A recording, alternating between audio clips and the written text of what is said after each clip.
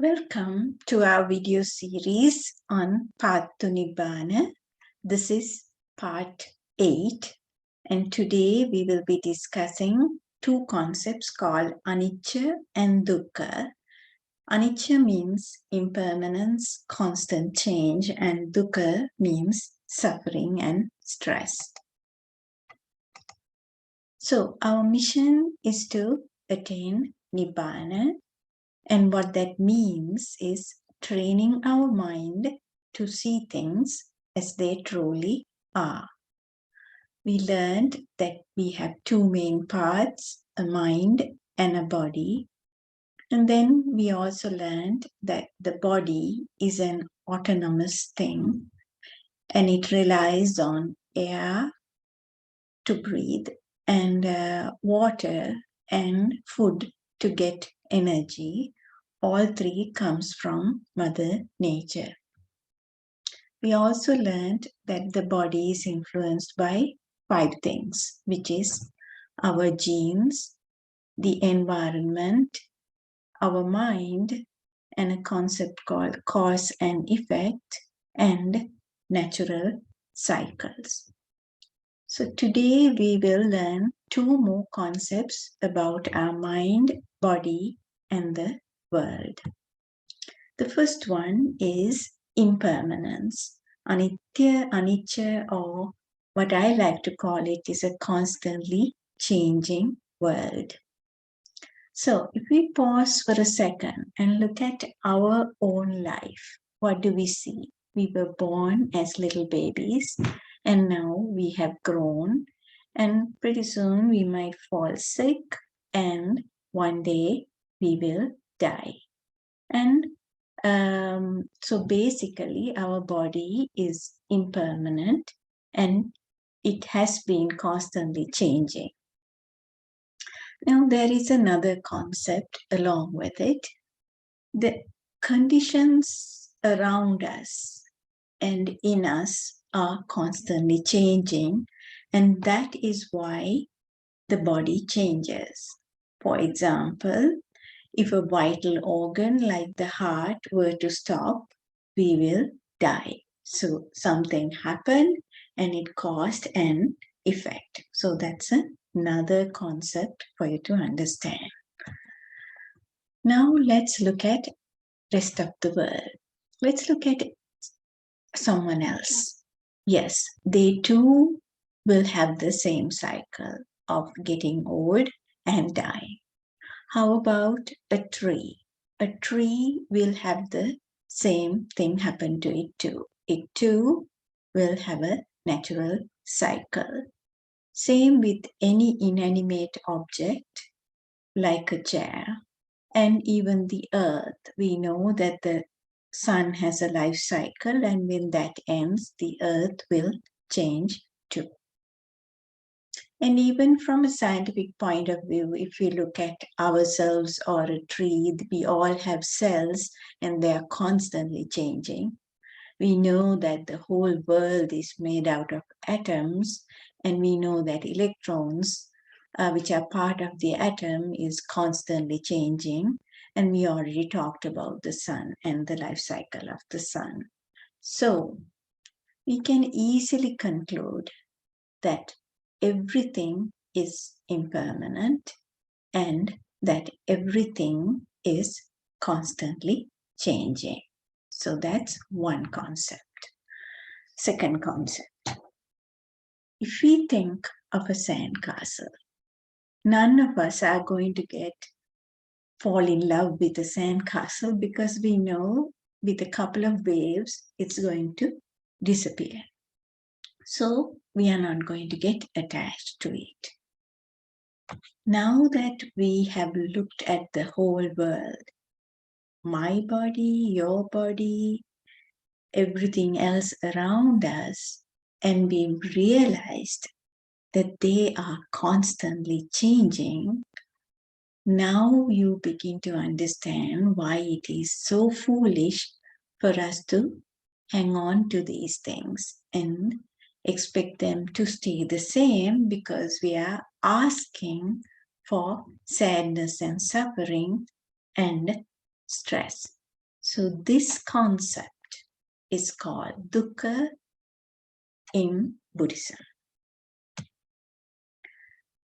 If we pause for a second and think, if I can train my mind to see things as they truly are, which is that things are impermanent and they are constantly changing, well, then I will no longer feel sad because that's a natural fact. So that is the way I can easily eliminate dukkha or suffering and stress. So now we learned 2 new concepts.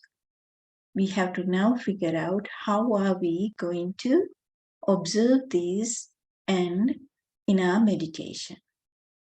So let's look at that next.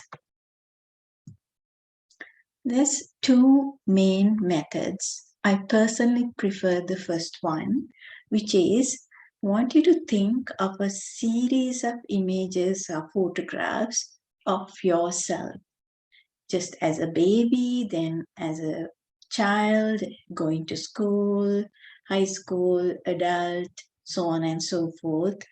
And then now, so if you look at those, you will realize, yes, my own body has changed and it's constantly changing. And then think of someone who passed away recently. For me, it'll be my mother. And can think, we cremated her and then dispersed her ashes. Just like that, her body became part of Mother Earth.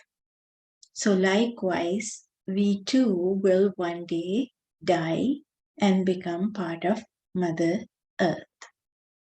So it's a very easy way for us to think of our body as being impermanent. So when you meditate, you consciously think about the stages, think about the impermanence and the fact that your body will die.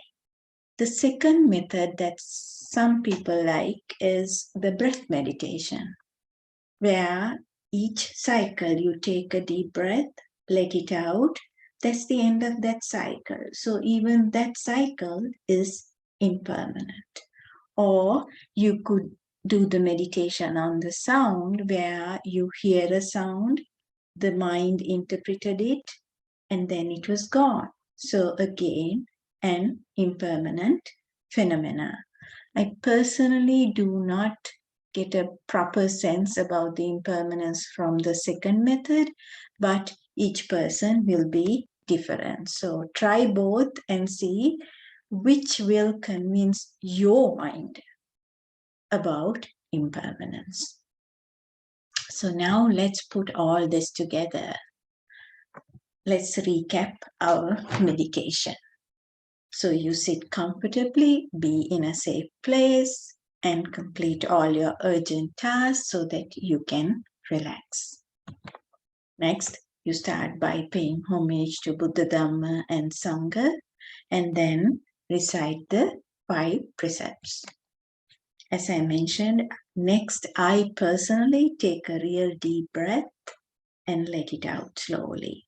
And then tell my mind to put aside all the worries and stresses for X number of minutes.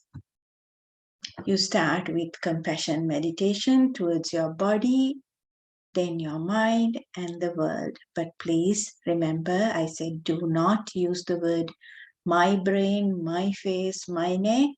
Instead, use the brain, the face, and the neck, so on and so forth.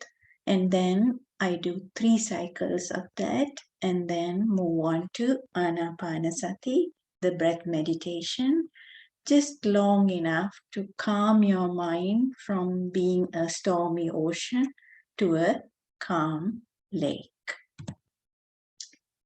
Then we do the 4 elements. You contemplate about the 4 elements. First on your body, and then everyone else, a tree, an inanimate object, and the earth. Then we go on to the impermanence while focusing on the body. So you think of the images from childhood, and then you think of someone who's died, and show your mind that your body is impermanent. And then you contemplate about someone else and the life cycle of their own life and their body.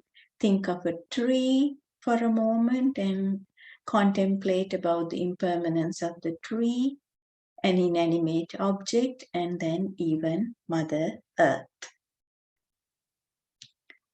Next stage is you start looking at your own mind and see how thoughts come and they go. Thoughts come and they go. So then you realize, okay, even thoughts are impermanent.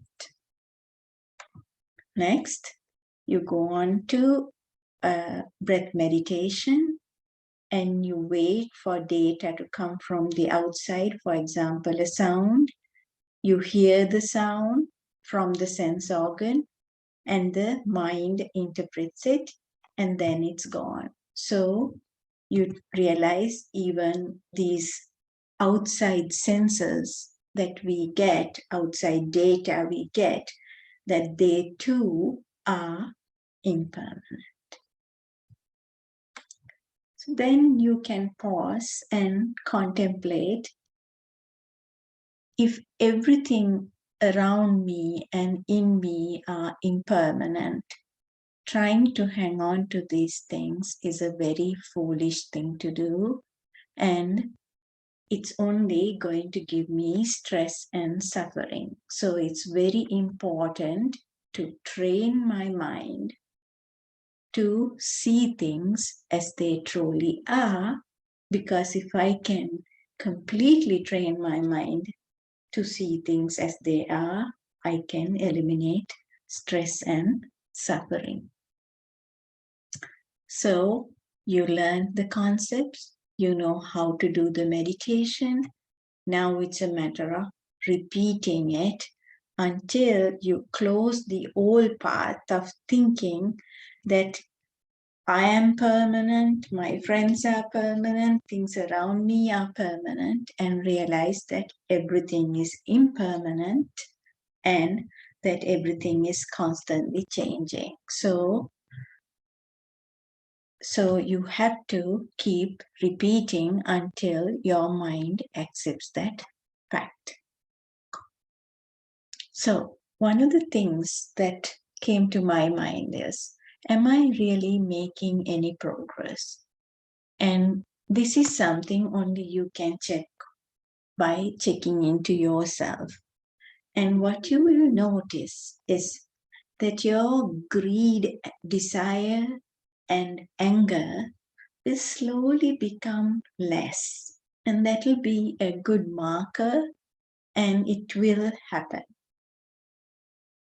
But for it to happen, you do have to practice. That's all for this video. So as always, please stay humble. That's the only way you will keep learning, help and nurture each other.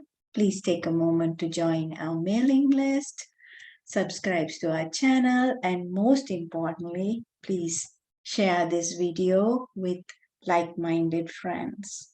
As we mentioned before, free links to most of the books that help me are available at this website. So next time we will talk about two more concepts called Sakkaya Ditthi and Anattma. Thank you so much for listening. Hope to see you soon.